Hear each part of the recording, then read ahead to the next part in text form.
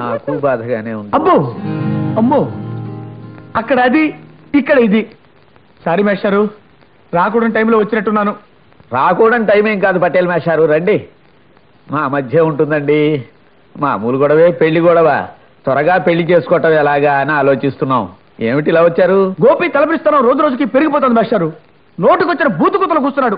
ఇప్పుడు నన్ను పట్టుకుని అమ్మో అమ్మో అమ్మో నానా బూతులు తిట్టాడు మేస్టారు. రోలెళ్ళి మధ్యలతో మొరబెట్టుకున్నట్టుంది మేస్టారు.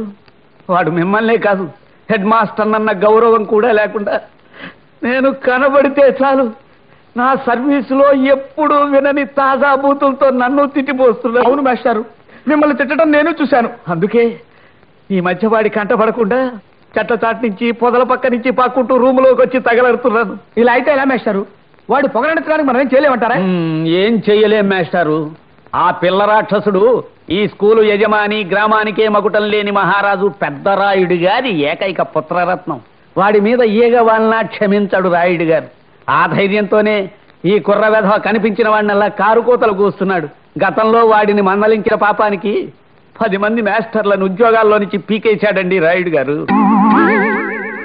ఆ పిల్ల రాక్షసుడికి బలైపోయిన అవధానుల మాస్టర్ని మీరు రోజు చూస్తూనే ఉన్నారు కదా. నాన్న, నన్ను ఒక్కసారి తిట్టు నాన్న. తిట్టవు, తిట్టు. వీడిని మనం ఏం చెయ్యలేం మాస్టారు, ఏమీ చెయ్యలేం. పోనీ ఈ ఉద్యోగాలు వదిలేసి నువ్వు పోదామా అంటే మళ్ళీ ఇంత జీతాలు ఇచ్చే ఉద్యోగాలు మనకి దొరికి చావు. ఇంతే, ఈ జన్మకింతే. ఇదిగో వాడి గురించి ఎవరితోనూ చెడుగా అనకండి. ఆ మాట తెలిస్తే మండిపడిపోతాడు రాయుడు గారు. మండి పన్నెరా ఎరినా జీడి మామిడి తోటలో మందేస్తానని చెప్పి ఆ మందుని చెవిట్లంకలో అమ్ముకున్న నీ మీద మండి పడక నిన్ను ముద్దెట్టుకుంటాను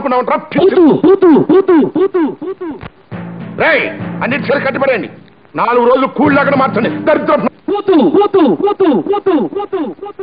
తీసుకురండి. రేయ్, నేను ఈ స్కూల్ కాడికి వెళ్ళానని ఇంటో చెప్పు. ఆడికి ఇవాళ డిఓ గారు వస్తానంట. కుక్కలు వచ్చేస్తాయి బాబోయ్, కుక్కలు వచ్చేస్తాయి. కుక్కలు వస్తున్నాయంటే ఆ తిక్క మనిషి కూడా వస్తున్నట్టే లెక్క. పదండి పదండి. ఏమండి పటేల్ మేస్టారు, అమ్మా రుద్రమదేవి, మీ ప్రేమ గోల తర్వాత చూసుందరు కానీ ముందు రాయుడు గారు వస్తున్నారు, పదండి. నమస్కారం దొరవారు. ఏందయ్యా పంతుల్లో కళాశాలలో పాఠాలు చెప్పుకోకుండా ఇక్కడ నుంచి ఏం చేస్తున్నారు? నీ మీరు మా మీద అభిమానంతో అలా బూతు ప్రయోగం చేశారని మేము గ్రహించగలం దొరవారు. ఈ రోజు ఇన్స్పెక్షన్ కదా, డిఈఓ గారి కోసం ఎదురు చూస్తున్నాం. ఈ లోపు తమరొచ్చారు. మా గుంటడు బాగా చదువుకుంటున్నాడా? ఎంత మాట! తమ పుత్రరత్నం జాతి వజ్రం కదండి దొరగారు. వయస్సులో చిన్నవాడైనా ఎంత విజ్ఞానం, ఎంత వినయ విధేయతలు. డియు గారు వచ్చేస్తున్నారు, డియు గారు వచ్చేస్తున్నారు. నమస్కారం సార్. నమస్కారం. ఏంటి డిఓ గారు ఎట్టున్నారో? నమస్కారం రాయుడు గారు. రండి కళాశాలకి వెళ్దాం. సైలెన్స్. డిఓ గారు వచ్చేస్తున్నారు.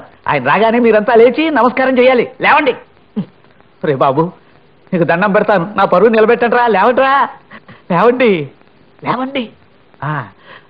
రండి సార్, కూర్చోండి. ఆ కుర్రాడు ఎవరండి? మా గుంటడు. అలాగా, ఆ కళే చెప్తుందిలేండి. కూర్చోండి కూర్చోండి.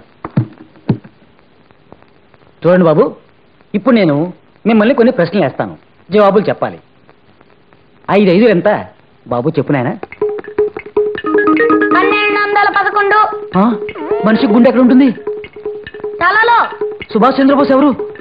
నా పాలేరు. ఏయ్, ఎన్నగా సమాధానం చెప్పు. వేళ కూడా ఉందా? నీతో నాకు వేళకోలేంట్రా. ఇంకా చాలు, ఇన్స్పెక్షన్ అయిపోయింది. వస్తా. అయ్యా, దారి అటువైపు ఉంది. సారీ.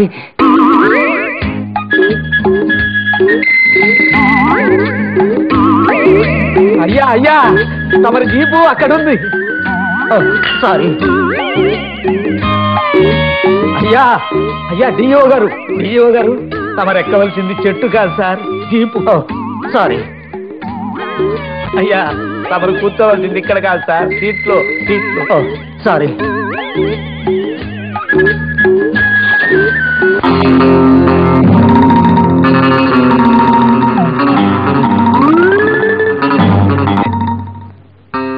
ఎరా పంతుళ్ళు, నీ ఎవరే నా కొడుక్కి చదువు బాగా రావాలని నేను ఈ స్కూల్ కట్టించి మీకు ఏళ్ళకి ఏళ్ళు జీతాలు ఇస్తుంటే మీరు ఆడికి నేర్పిన ఇదా చిత్తం అయ్యా చిన్న తరువారు ఇప్పుడే చెప్తున్నాను అనుకోండి. వింటాను దొరగారు. మీ అందరికీ 6 నెలలు టైం ఇస్తున్నాను. ఈ లోపల నా కొడుకుని అన్ని విషయాల్లోనూ పండితుని చేయకపోయారో ఈ స్కూల్ పడగొట్టించి ఏడ రైస్ మిల్ పెడతానో అందులో మీ అందరి చేత కూలి పని చేస్తాను, గుర్తుంచుకోండి. అమ్మో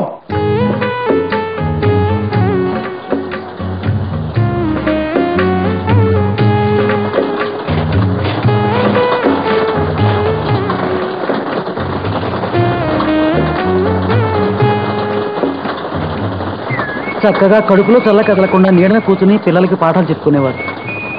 మార్కులు వేసే చేతులు మూటలు మోసే చేతులు అయిపోయాయి ఆ పంతులు. మిమ్మల్ని అందరినీ ఇలా చూస్తూ ఉంటే నా కడుపు తరుక్కుపోతుంది. మా పట్ల ఈ మాత్రం జాలి చూపించే వాళ్ళు కూడా కరువు అయిపోయారు నాయన. మీ మాటలతో ఒక్కసారి పికాసో పెయింటింగ్ చూసినంత ఆనందం కలిగింది బాబు. మాకు సానుభూతి చూపిస్తున్న మిమ్మల్ని చూస్తుంటే రియో ఒలింపిక్స్ లో ఇండియాకి 94 బంగారు పథకాలు వచ్చినంత అందరూ కలిసి మీటింగ్ పెట్టారంటరా, చేతులు సరిపోతే జాగ్రత్త. అమ్మో మహాప్రభువా, ఆ శిక్ష మాకొద్దు. 6 నెలల లోపు బుల్లి దొరవారికి మేము చక్కని శిక్షణ ఇస్తాం కదా. చూత్తనగా 6 నెలల టైము. ఈ లోపల మీరు నా కొడుకుని దారిలో పెట్టకపోయారో మీ సేపులు చెదిరిపోతాయి, మీకు రైస్ మిల్లే గతి.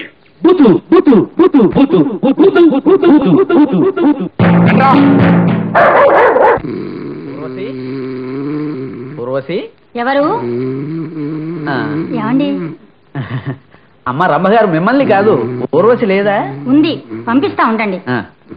ఊర్వశి, సరపం గారు వచ్చారే? ఏంటి సరపం? మొన్న కాస్త కాఫీ పొడి అప్పు తీసుకున్నాను కదా, ఇచ్చి పెడదామని వచ్చాను.